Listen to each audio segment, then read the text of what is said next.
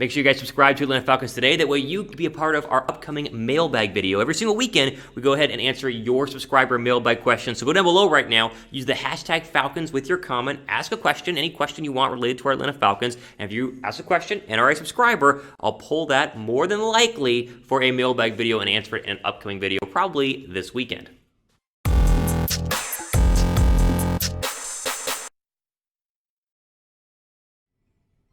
All right, Falcon fans, let's jump into the latest Atlanta Falcons news and rumors. And it's an interesting day, right? So we're almost a week now, a little less than a week, a couple days removed from the Julio Jones trade. And not only do we finally have some words from Julio Jones, at least thinking Atlanta, it took him long enough, but we also have some replacement options at wide receiver the team could go ahead and sign in free agency right now. So let's start quickly here with Julio's farewell to Atlanta via an Instagram post. We throw it up on the screen. You see here, quote, "Thank you, ATL, for all the love you've shown me over the years. It's been an amazing 10 years playing for the city and all the fans. I appreciate everything you've done for me over the years, and I will never forget my time as Atlanta Falcon. Excited for the next part of my journey here in Nashville," end quote. Not a lot to take away from there.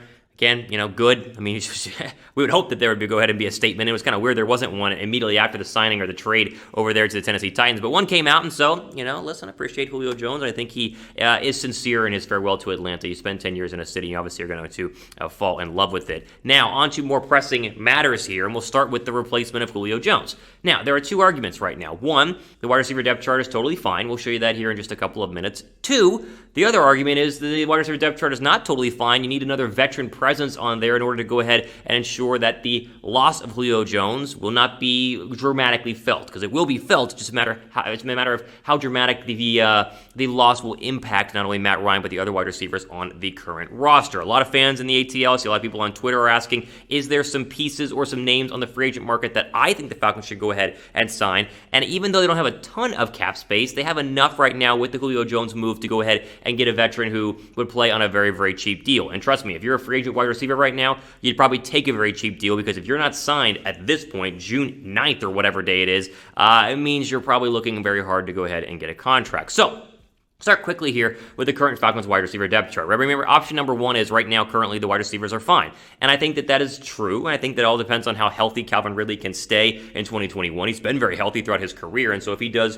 what he's done the past couple of years, he's obviously a true number one wide receiver, then they're going to be okay. You do need somebody else to step up, whether that's a Russell Gage or a Olamide Zaccheaus or like a Frank Darby. I don't know which one of these guys you want to step up or will step up, but you will need a number two option alongside a guy like Calvin Ridley. That way, your trio of Calvin Ridley, insert number two wide receiver, and then Kyle Pitts at tight end can be a formidable offensive force that we were hoping the Falcons would have whenever they drafted Pitts and obviously Ridley a couple of years ago as well. Now, just because we are hoping that Russell Gage and, Olamide Zaccheaus or Frank Darby turn out to be great does not mean that they will. There's no guarantee that Russell Gage is going to repeat what he did in 2020. Hope is there, but there's no guarantee. So here are the best names available on the market right now if your Falcons were going to go ahead and sign somebody. And I'm just going to warn you right now, as you see it up on your screen, it's not great.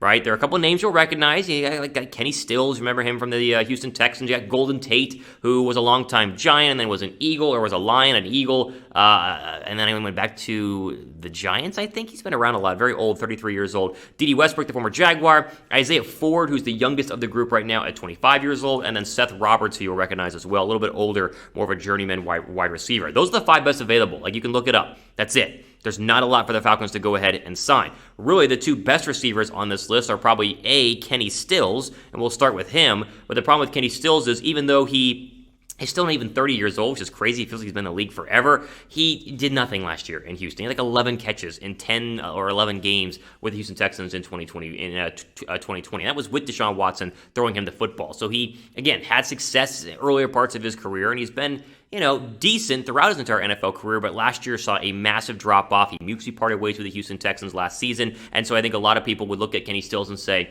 does he have a lot left in the tank? Is he going to make a roster this coming season? Is he going to be better than a Russell Gage or a Olamide Zaccheaus? Not really sure. The best name, in my opinion, left on the list of five is probably Dede Westbrook. And the reason he's on the list of five, a.k.a. not currently signed, because he tore his ACL in October. He was doing a kick return for the Jaguars, tore the ACL, and so there's no guarantee he's ready for the start of training camp. The hope right now is that he'd be ready for week one, but it still would be more late September, early October timeframe to get that full 12 months, I should say, to rehab from the ACL. He wasn't very productive beforehand, only 500, 600 yards a season, which, again, would be that bad for Atlanta. I think it'd be a nice little boost to the receiving core as it stands. But again, you tear your ACL just a couple of months ago, by last October, and you start to wonder, does this guy have enough to get back onto the football field and be competitive at any level? So I'll leave it up to you guys. Which of these wide receivers do you want the Falcons to sign the most? Do you want any of them? If you want one of them, give me their initials down below. KS for Kenny Stills, GT for Golden State, DW for Dede Westbrook, IF for Isaiah Ford, or SR for Seth Roberts. I would take Westbrook. Again, a big risk because of the knee injury. Have to be at the right price, but I think the hope right now in Atlanta is that there is a wide receiver currently on the roster who will not become Julio Jones, because not even Ridley's going to be as good as Julio Jones. I mean, come on, it's like one of the best receivers in my lifetime. But at least be good enough to make Falcon fans not think too much about the fact that number 11 is no longer in the ATL, or I guess wearing number 11 because he's going to wear number 2 with the Tennessee Titans.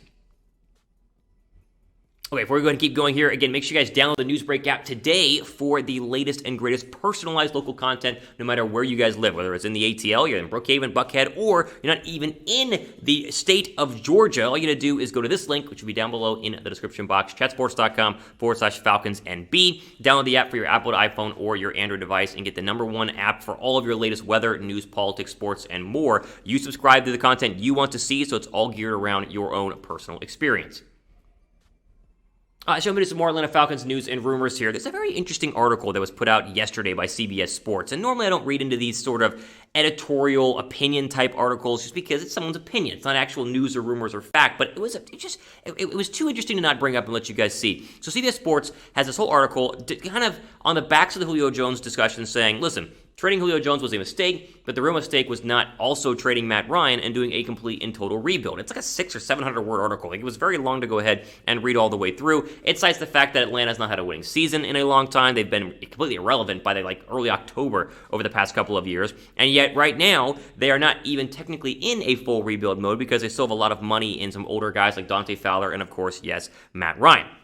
And here was the CBS Sports clip on the whole Matt Ryan situation in terms of why, they should have traded him or they need to do a rebuild. We'll throw it up on the screen right now. Quote, rather than see rock bottom for what it was and tearing things down to build back up, Blank chose to keep chasing hollow late season wins to try to stay around the periphery of the wild card chase. Hoping maybe the turntiles would follow.